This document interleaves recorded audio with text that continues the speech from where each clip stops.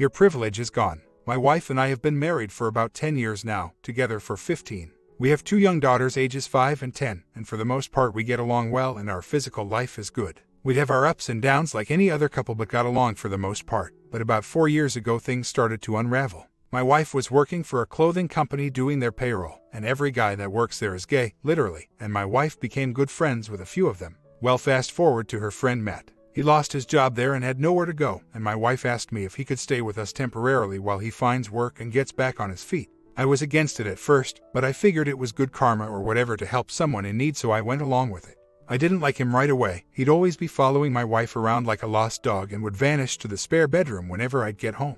I worked the night shift so they'd be home together all night with the kids, but because he's gay I didn't think anything of it. Well, I noticed that when I'd take my kids to school in the morning he'd still be in his room, and he wouldn't come out till like 10 a.m. or later most days. Keep in mind he was supposed to be looking for work. So, a few weeks went by like this and I didn't notice any progress about his job hunting, and my wife would always make excuses for him.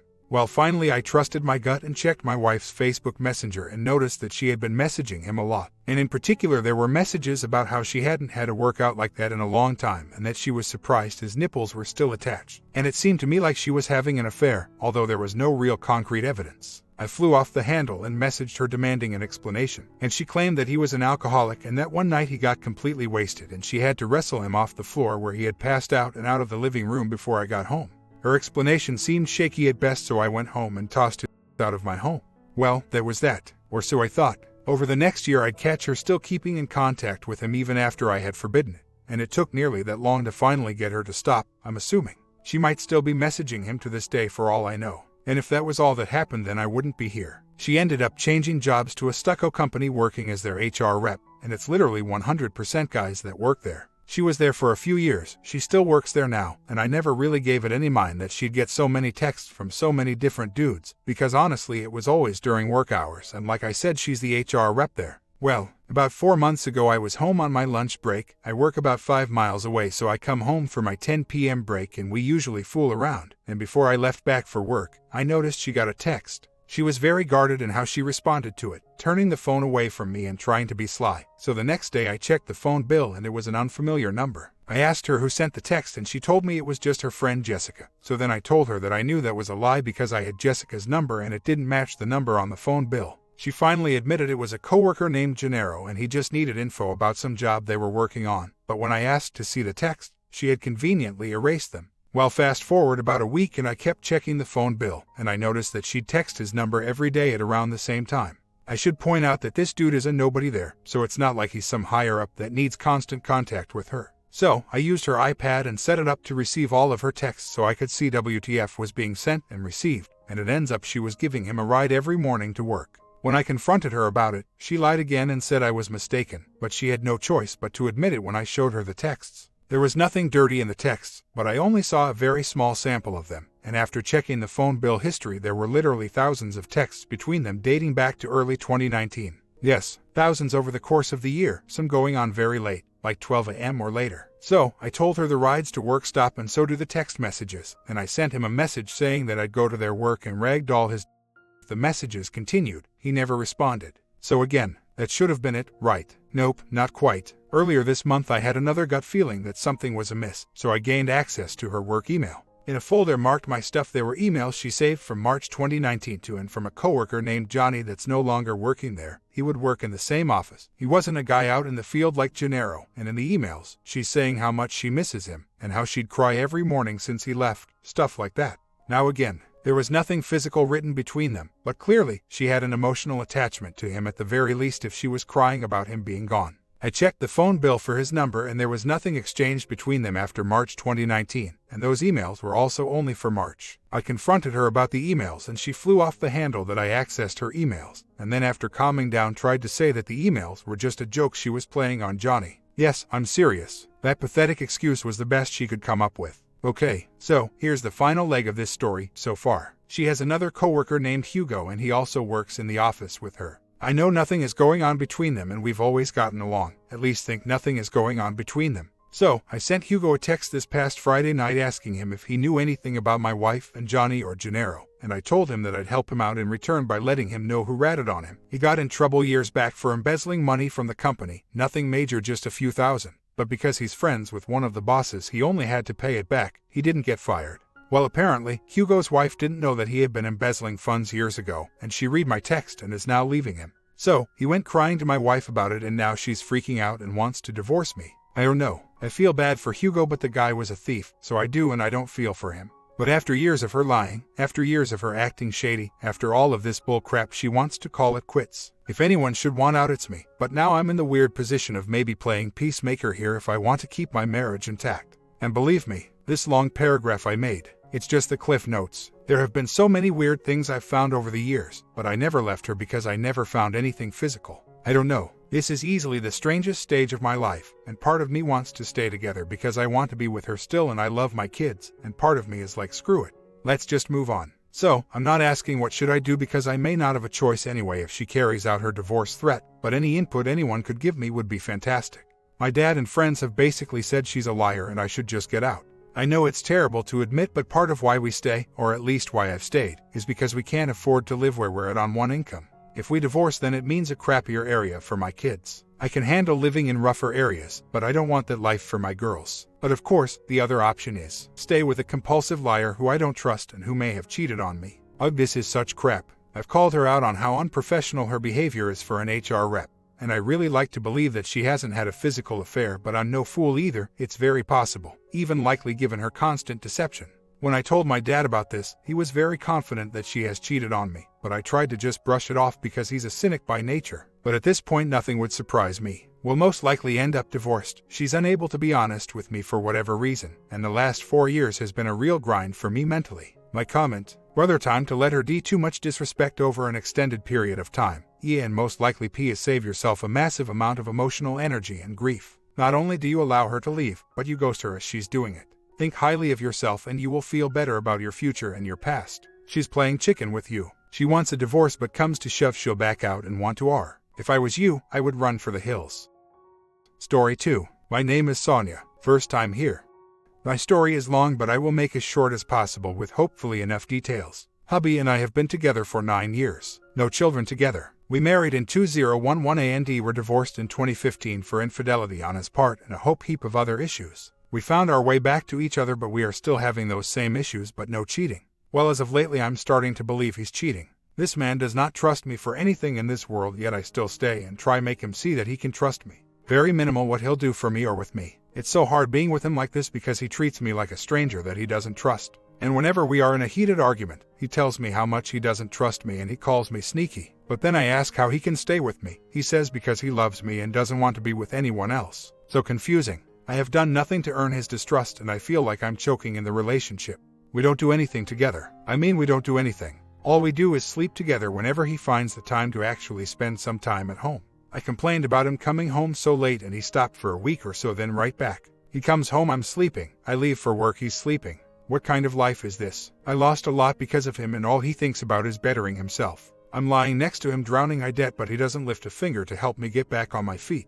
I break my back for this man, but I don't get that in return. And when I complain, he acts like he doesn't care. Like his body language and the way he speaks tells me so. This has been going on for years and I'm really tired of feeling like this. I don't know what I'm holding on to. I feel like he wants to be with someone else that he feels is better than me because he's always saying little things. I work a 9 to 5. Been on my job for 25 years making decent money. He runs his own business and I gets angry because I won't quit my job to help him. He's running across many women who also runs their own business and I feel like that's what he wants instead. He almost had me to that point because he at one point made me feel like having a 9 to 5 was for lame people. But I came out from under that spell quickly. I knew better than to go back, but thought that I'd give it another shot. The love is pretty much gone. He treats me like crap. I'm struggling to find the courage to just tell him that I'm done and leave. I have to have all my ducks lined up first. I still have my 16-year-old who's being caught up in all of this. I can really honestly say that this time I really feel courageous enough to go. I stayed so long because I was afraid. He always made me feel like I've done something wrong, and that would guilt me into keeping quiet.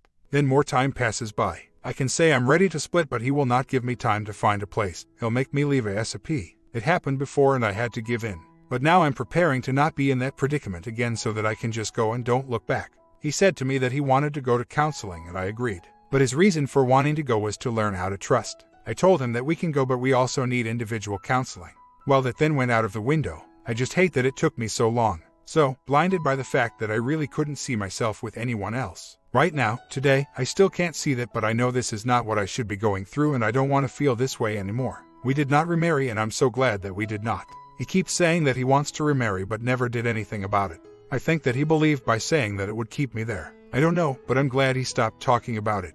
When I told him that we needed to split but I needed some time to get myself together, he agreed at first. So, I started sleeping on the couch. As the days went by, he started getting angrier and angrier, and his words got nastier and nastier. The more I ignored him, he got more fueled. So, he started throwing my things to the street, saying that we had to get the F out now. With nowhere to go, I started putting my things in my car to God knows where. Then he starts to pull them out and putting them back in the house. Then he takes my keys and starts to pull me back inside. I do not like public confrontation, so I just went back in. He apologized and I forgave him. But I knew that his behavior wouldn't change, and from then I started putting my plan in motion. While doing all this, I'm still so emotional. It's kind of like the feeling you get in the classroom when you want to ask a question but you're afraid that everyone will think it's a stupid question and laugh at you. I know it sounds very immature, and I know there are other women going through the same or worse, but while I'm actually in it, I feel so alone and like I'm the only one on earth going through it. We had a talk this morning and he asked me what I was wrong and why I was acting like I've so much on my mind lately. So, I basically told him for the 100th time everything that I was feeling. Basically, I wrote in my original post. So, his response to all of this was that he acts this way is because he has a problem with letting go of things again. Back in 2013, he put a bug in my car and heard me talking about him to my friend.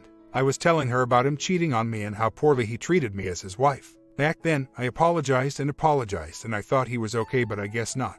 I can't believe that he was still holding on to it. And that's what I said to him. He knew that he couldn't let it go, so why even keep me around? But I also reminded him that he was the sneaky one because he bugged my car. I couldn't see clearly enough back then to think to say that to him. I'm so annoyed. I called him a bully too. That's exactly what he is. Right now, he is trying very hard to pick an argument with me because he didn't like the way things ended with our conversation yesterday. It ended too well and without it blowing up into an argument. So now he's not picking about everything. But I won't let him get to me because I have my plan set. He cleans no parts of the house and will not clean up behind himself at all. But now, this morning he's having a fit because my daughter left her dirty clothes in the bathroom after showering. She only ran to take her clothes from the dryer and was going right back. Last night he went crazy because she forgot to put the alarm on when she came in. But he never puts the alarm on when he leaves. That's just to name a few. I didn't go back and forth with him, I just told her to go and get her clothes and don't forget the alarm today. About laundry, I'm ashamed to say that I still do. I do it because he will get a serious attitude, then he'll start with the belittling and making up things that I'm not doing. For instance, I purchased a new lotion that I don't normally use. Been using this lotion for weeks now. So, this morning he decides to say something. What happened to the old lotion? You would never change. Why now? Oh, let me guess, somebody from your job told you to buy it, so that's why you changed. I said no, I like the scent and decided on my own. No, you did not, you'll never change. Your boo told you to get at me, ignore, crying. That is what I deal with at least every other week. So, to avoid all of that, I still do it just to keep the peace while I'm still there. I know it's no well, but I don't have the strength anymore for him. What a week this has been so far. I have been trying to keep my cool through all of his picking with me about this and that. But I knew that this ignoring thing would not last long. I don't say anything to him about nothing. He just comes and goes and as he pleases. We had another talk on Monday morning. He asked me what was really going on with me and I said nothing has changed from the last time we talked. I'm just no longer interested in complaining. So, he said, look, I know that I can be an F&% hash-up man at times, and I know that I'm a hard pill to swallow. I'm a work in progress. Am I going to change overnight? If I said yes, I'd be lying to you. So, I don't know what to tell you, so I said what I believe any man or woman would have said if given that information. I said, well then, we need to part ways. Was I wrong? I didn't even ask him for any of that he said to me. I told him that I'd be leaving, but he has to give me some time and asked that he please not go crazy on me and throw my things to the streets. He said that he wouldn't do that to me again. Kind of felt like that was a lie. I know that the plan was to keep quiet until I got everything lined up for me to leave, but he's just being overbearing now. I'm guessing because I'm not giving him any grief anymore. So, on Monday after work my son treated me to a manicure and pedicure, but I decided to break it up into 2 days. Why didn't I do them both on Monday? Because I didn't want to take so long to get home for fear of him being upset and start accusing me of things and then kick me out. Monday was fine, but Tuesday took me a little longer. Got home and he was not there, thank God. But I knew that he was watching the cameras. I ran back out to pick some things up from the store and came back within 15 minutes. As soon as I walked in, he sent me a text accusing me of being out with someone, and I'm doing it while under his roof and he's not having that. Guys, what I'm about to tell you I know is wrong, but I will tell you anyway. I told him how ridiculous he sounded and it's shame that I have to feel like this. I then sent him a video of me in the nail salon on Mon and 2. I also sent him a pic of the receipt from the store. I know it's crazy, but this has been my life story through our entire relationship. Me constantly proving myself to a man that cheated on me. So, you probably can just about guess what happened next. He told me that I had to go. I told him that I'd be gone by the weekend and he said no, that I had to leave at that moment.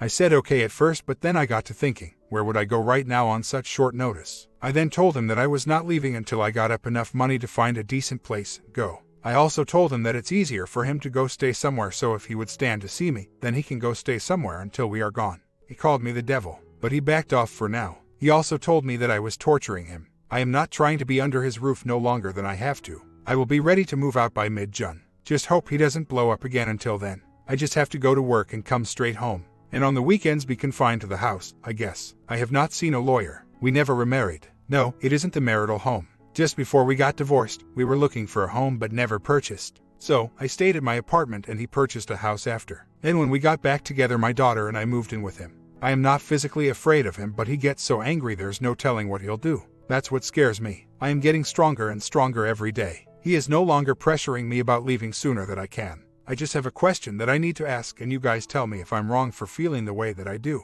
So, last Thursday night he did not come home and was really upset. I know that we are going our separate ways, but isn't there some level of respect? My daughter even realized that he didn't come home. He comes in Friday night like he's the big man on campus. Oh my God, I was furious, but I kept my cool and never said anything. My daughter asked me if he said anything to me about where he'd been, and I told her no. We were both blown away. I have to say though, that this anger has helped me out a lot. I have finally found my anger. There's no more cooking, cleaning, or doing laundry for him. Conversations were very minimal and now there's none. I have turned into ice. And now he's trying everything in his power to get me to talk to him a little, but I will not say a word and I come and go as I please without fear. I'm almost where I need to be. Thank you, Lord. Am I wrong for feeling this way? Be honest. Half a year later, an update on what was going on with me, and I also need some help getting through this heartache. So, my daughter and I are finally in our own place. We were forced out, but we have our own now. For a few months it was such torture staying there with him. We were barely talking to one another and he just became meaner and meaner because he knew that I was trying to save to leave. I tried to keep my mouth closed as long as I could, but I couldn't anymore. With me not being intimate with him and not cooking and cleaning like I used to, give it all away. Even though he was out doing what he wanted to do in addition to staying out all night, he still wanted me to cater to him. He started asking me when was I leaving because he needed me to get the hell out now, and that I had to sleep downstairs with my daughter, all kinds of names he'd call me. Oh my God, it was he, and I am giving you guys the clean version. So, one day I decided to have a couple of my family members over to have some brunch. I started feeling really bad anxiety because I knew that he would be watching the cameras outside. I knew that if he saw the smallest smile on my face it would be he. To pay. Well, my anxiety gave way and he came home and showed himself. I was leaving to go to the store and he called me back to the house. I went back and he asked me when was I leaving. I told him that I would be gone in 30 days. No, I need you to get the hell out now. You don't have 30 days, he said. I told him that I was not leaving and that he could not put me out, and I started walking out. If you don't leave now, I'm going to throw your crap out, he said. I told him that if he threw my things again I would call the police, and I kept walking. My daughter calls me 10 minutes later and she tells me that he is throwing all of my things out. I get back to the house and my things were everywhere. It was like a madhouse and he was still throwing things when I arrived. I called the police and they must have gotten there in 3 minutes. His story hurts so bad that I am tearing up while I'm typing.